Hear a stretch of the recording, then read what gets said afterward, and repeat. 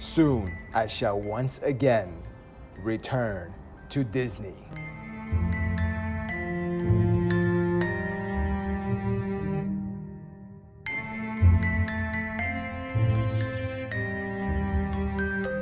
The first resort that I want to talk about is Disney's Coronado Springs Resort in Disney World in Florida. Now, all of these resorts are located pretty close to the various parks in Disney, either by Disney's mass transit system, which includes buses, gondolas, monorails, and even just walking. So depending on the resort that you choose, you could walk to one or a few or all of these parks.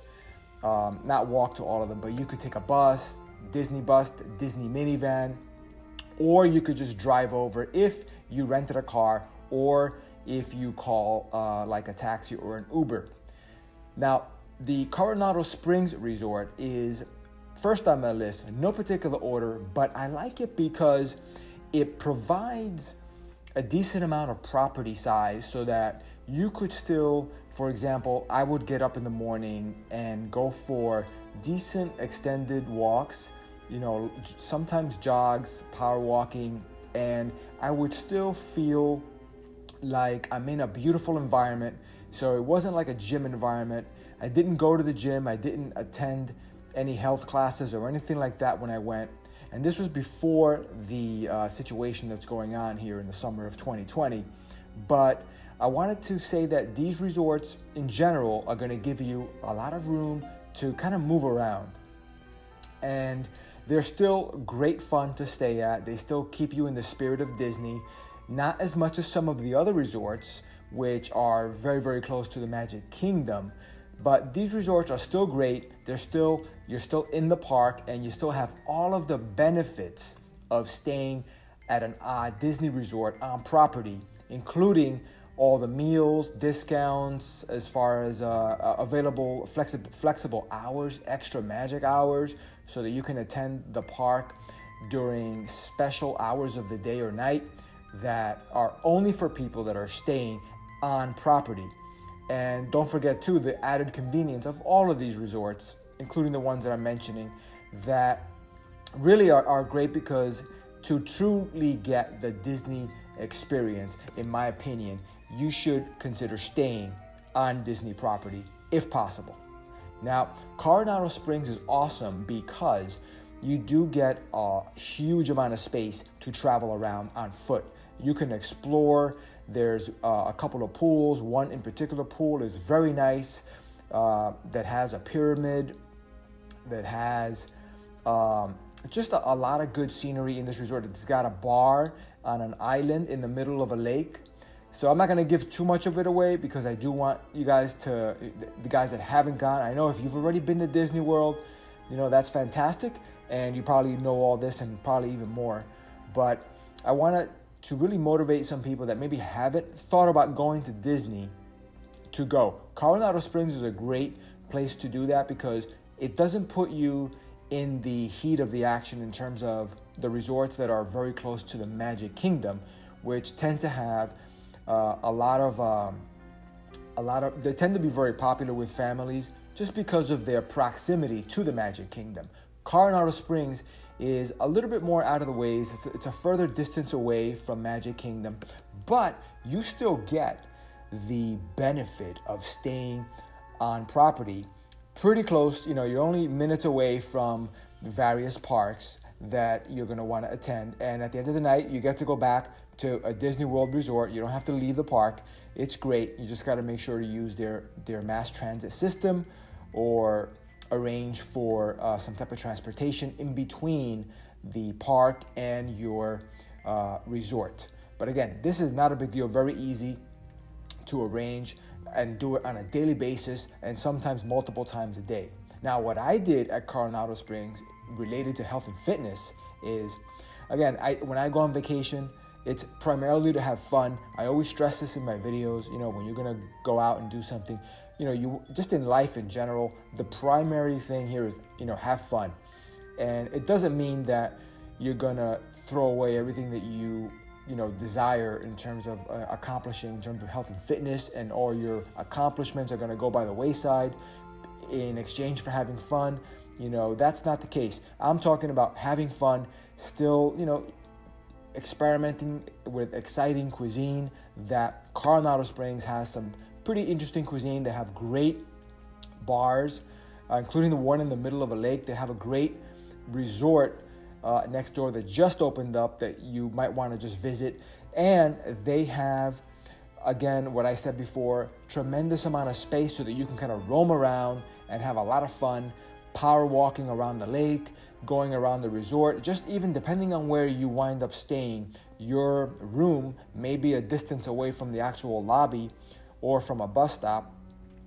So you may have to walk for minutes every morning or every night just to get to the parks, to get on a bus or something to get to the parks. But that's a great thing. If you're healthy and active, wear comfortable shoes.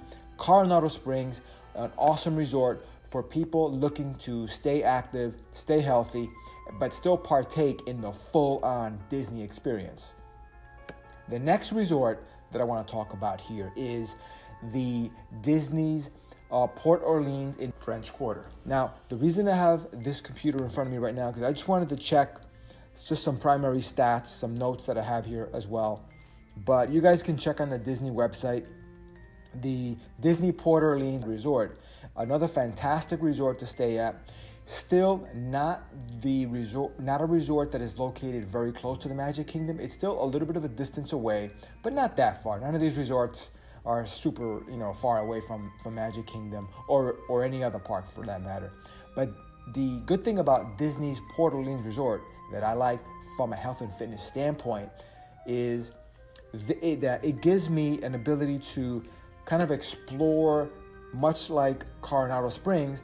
It's a decent property. There's a decent amount of property to walk around in. But unlike Coronado Springs, the Port Orleans Resort is not as large as the Coronado Springs Resort. It's not as spread out. However, the actual property that you can walk on immediately upon exiting the room, just walking around a very nice, quiet, relaxing area next to like a river. It's fantastic because it gives you a lot of size to explore, because it is connected to another resort just down the road that is another or New Orleans type resort, but the style of architecture of that resort is a little bit different. It's more like a plantation based, and whereas the Port Orleans Resort is more like New Orleans based resort. So there are kind of like sister resorts, and a great amount of space to walk around, because you can kind of walk around this long river, walk around it, explore, and you don't get bored of walking there. It's just beautiful, relatively quiet, and it's a great resort, again, for having fun, still having space to walk around, power walk, do some nice activities as far as health and fitness, and again, still very close to other resorts, just not as close as, again, some of the other resorts that are right next door to Magic Kingdom or on that monorail loop. So this resort is not, none of the resorts that I'm talking about here are on the monorail loop, which is not a bad thing. It's just that, again, you have to rely on the buses, Uber, the Disney minivan transportation system that you could easily arrange for this. Or if you have any questions when you get there, just ask the concierge or anybody in the front desk. They'll be happy to help you out and show you how to navigate around. But once you're staying on property, even in these resorts, you're going to have a great time. It's just going to take a little bit longer to get your destinations, depending on which park you're going to. But for the most part, 99% of the time, you won't regret staying in this resort. It's awesome. And also, these resorts, these first two resorts, Coronado Springs and Disney's Port Orleans, they are not the most expensive resorts. They're kind of in the middle of the road resorts. In fact, if you go on the website, Disney classifies these resorts as moderate. So these would be moderate resorts. But again, the experience, I think, is not moderate. I think it's a good experience and a good value, because depending on what time of year you go, I'm going to throw out a price here. I'm just looking at something. You're going to be in the low 200s, roughly, give or take. Okay, low 200s, and that's a good value. Again, depending on the room type, the room size, location to the lobby, various factors are involved here, including seasonality and just supply and demand. So always check online. It's very easy to check online. Plug in your calendar dates, and the website very quickly just comes back. You don't have to speak to anybody. It comes back with the room rates for the particular scenario that you inputted onto the website. Definitely, I encourage you to explore the Disney World website, just to get a feel for these resorts and their various prices. But these two resorts that I'm speaking about now, they're relatively affordable. They're not the value ones in terms of the cheapest ones, but they're still pretty good. They're like a level above those. They're kind of like the middle of the road. Now, the next resort I'm going to talk about is one that is also near and dear to my heart, and that is the Disney Yacht and Beach Club. Now, this resort is among the pricier resorts. It's in the top tier category on the Disney website. You can, the actual name of the resort is the Disney Yacht and Beach Club, and it's actually the Yacht Club is the one that I'm referring to, because the Disney Yacht Club is a sister resort and next to the Disney Beach Club resort, which is, they're both great resorts. But the thing I like about Yacht Club is, again, very relaxing atmosphere. So it's kind of a good environment to be in if you don't want the maximum hectic, full-on, kids everywhere, family, which is not a bad thing. But I'm saying it's a little bit quieter, a little bit more relaxing in terms of the architecture, the tone, and just in general, because of where it's located, that it's not on the monorail loop, so it's not close to the Magic Kingdom. You can't walk there from this resort. You can't take a monorail directly there. You have to take other forms of transportation, and it'll just take you a little bit longer to get to the Magic Kingdom. But from a health and fitness standpoint, the Disney Yacht Club is located right on a lake that is surrounded by other Disney resorts, including, not like I said before, the Beach Club, the Disney Swan Resort. That's another resort that's great. I think that's a third-party resort or some kind of hybrid, but it's still on Disney property, and you still get, I think, the same benefits. But you can check on the website just to make sure as far as what is missing from the Disney Swan. But the Disney Yacht Club is a Disney resort for sure, 100%. So you get all the benefits of staying on property with that. And from a health and fitness standpoint, the Disney Yacht and Beach Club Resort, the Yacht Club specifically, is located, again, next on a lake next to a few other resorts. That is great for continuing your health and fitness activities such as power walking, jogging, running in the morning, because there's a lot of space that you can run around, that you can walk around and explore. The resort is not humongous, but again, because it's located in an area that is just connected with a lot of other areas, you can walk for 45 minutes easily, or maybe more, and just go around this lake and just cross the border of other resorts, like the boardwalk, like you could even go into Epcot if you wanted to. This is a nice resort for people that are active, that want to walk, because you can also walk directly into Epcot. That's important too. None of the other resorts are so close to Epcot as the Disney Yacht and Beach Club. From the Yacht Club, you walk right into Epcot, and once you're in Epcot and you cross those gates,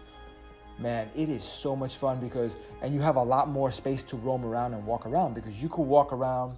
You actually, when you go into Epcot from Yacht Club, you actually wind up in what's called the Disney, the Epcot World Showcase. That's a great area, because that is an area that is surrounded by various countries and restaurants. So that's that famous area with the Mexico Pavilion, the Morocco Pavilion, France, Japan, China, Canada. I'm probably leaving out a few others, but the point is, it's just a lot of space once you get in there.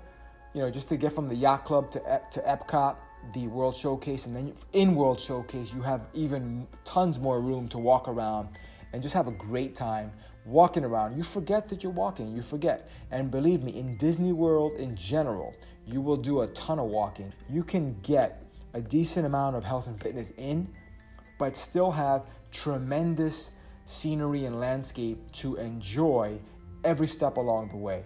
And of course, if you want to indulge in various types of cuisines, exciting and fun cuisine and food options, drink options, you have that just at arm's reach, because you'll be walking right next to a lot of places where you can get some of the best Disney food and drink on property. So those were my top resorts that I've personally stayed at that I think are a great combination for having fun, still wanting a slightly reduced atmosphere in terms of you want to be a little more relaxed, and you get to have your fitness too without feeling that you're cramped in, because some of the other resorts, again, they don't have that space necessarily. They're structured in a different way. But these resorts, Coronado Springs, Disney Port Orleans, Disney Yacht Club, which is right next to the beach club, fantastic resorts if you just want to